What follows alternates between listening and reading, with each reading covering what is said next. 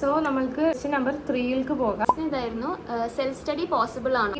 നമ്മളിപ്പോൾ ഈ ഒരു എൻട്രൻസ് കോച്ചിങ് സെന്ററിൽ പോകുമ്പം അതിൻ്റെ ഉദ്ദേശം എന്ന് പറയുന്നത് തന്നെ ഒന്നാമത്തെ കാര്യം നമ്മൾ ഇത്രയും ഒരു കോമ്പറ്റേറ്റീവ് ആയിട്ടുള്ള ഒരു എക്സാമിന് വേണ്ടി നമ്മൾ പഠിക്കുമ്പോൾ ഒരു മാരത്തൺ പോലെയാണ്. നമ്മൾ ആ ഒരു കോമ്പറ്റീഷൻ നമ്മൾക്കും വേണം, നമ്മൾക്കും ആ ഒരു വാശി വേണം, ആ ഡിറ്റർമിനേഷൻ വേണം.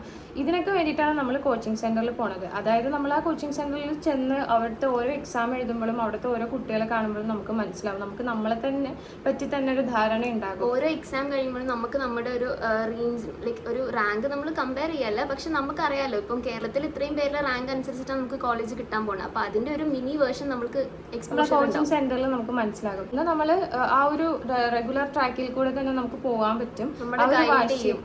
ആ ഒരു ഡിറ്റർമിനേഷൻ നമ്മുടെ ഉള്ളിൽ എപ്പോഴും ഉണ്ടാകും, ഈ ഒരു കുട്ടികളെ അവർ പഠിക്കുന്ന ആ ഒരു അറ്റ്മോസ്ഫിയർ ഒക്കെ കാണുമ്പോൾ.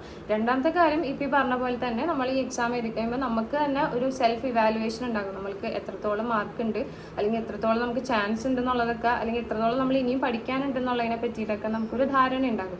ഈ കാര്യങ്ങളിൽ ഇതിൽ ഈ ഡിറ്റർമിനേഷൻ എന്നുള്ള സാധനം നമുക്ക് ഓൾറെഡി ഉണ്ട്, അല്ലെങ്കിൽ നമ്മളിപ്പോൾ ഒറ്റക്കാണെങ്കിലും ഇതൊന്ന് പഠിക്കും എന്നുള്ളവർക്ക് ഇരിക്കാൻ പറ്റുന്ന ഒരാളാണെങ്കിൽ നമുക്ക് കുഴപ്പമില്ല. രണ്ടാമത്തെ കാര്യം എന്ന് പറഞ്ഞു കഴിഞ്ഞാൽ ഇപ്പം ഈ പറഞ്ഞ പോലെ നമ്മൾക്ക് എത്രത്തോളം നമ്മളിനി ഇമ്പ്രൂവ് ആവണം എന്നുള്ളത് ഓരോ മോക്ക് ടെസ്റ്റിൽ നിന്ന് നമ്മൾ മനസ്സിലാക്കണം എന്നുള്ളതാണ്. അപ്പോൾ നമുക്ക് ഈ മോക്ക് ടെസ്റ്റുകൾ ഇപ്പം എൻട്രൻസ് കോച്ചിങ് സെന്ററിൽ നിന്നല്ലാതെ തന്നെ ചിലപ്പോൾ ഇവരൊക്കെ തന്നെ നമുക്ക് ഓൺലൈനായിട്ട് കുറേ മോക്ക് ടെസ്റ്റുകൾ അവൈലബിൾ ആയിരിക്കും. ഇങ്ങനെയുള്ള മോക്ക് ടെസ്റ്റുകൾ നമ്മൾ തേടി കണ്ടുപിടിച്ച് അതിൽ ഓരോന്നും നമ്മൾ ഇപ്പം ഈ ആഴ്ചയിൽ ഒരിക്കലും ഒരു എക്സാം ഉണ്ടാകുമല്ലോ ആദ്യം ചെന്ന ഉടനെ. അപ്പോൾ അതേപോലെ തന്നെ ആഴ്ചയിൽ ഒരിക്കൽ ഇതേപോലെ ഓൺലൈനായിട്ട് പോയി ഓരോ മോക്ക് ടെസ്റ്റുകൾ അറ്റൻഡ് ചെയ്യുക. പിന്നെ അവസാനത്തേക്ക് ആകുമ്പോൾ നമുക്ക് അവസാനത്തേക്ക് ആകുമ്പോൾ പ്രിലിമിനറിലൊക്കെ പുറത്തുനിന്ന് വന്ന് എഴുതാൻ പറ്റില്ലായിരുന്നു. ഞാൻ കേട്ടിട്ടുണ്ട് അങ്ങനെ ചില ഒരു കോച്ചിങ് സെന്ററിൽ പറ്റും തോന്നണം, അവസാനത്തെ എക്സാമുകളിലൊക്കെ പുറത്തുനിന്ന് അറ്റൻഡ് ചെയ്യാൻ പറ്റുന്നുള്ളത് പൈസ കൊടുത്തിട്ടാണ് കേട്ടോ.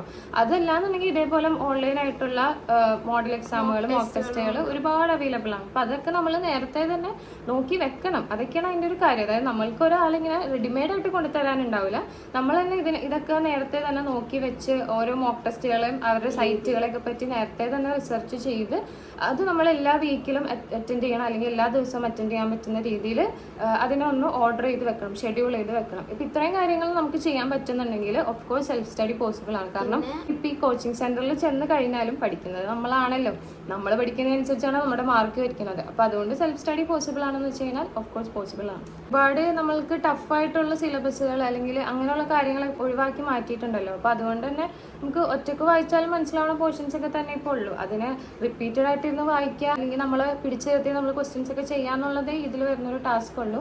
അതൊക്കെ പറ്റുന്നുണ്ടെങ്കിൽ സെൽഫ് സ്റ്റഡി ഈസ് പോസിബിൾ.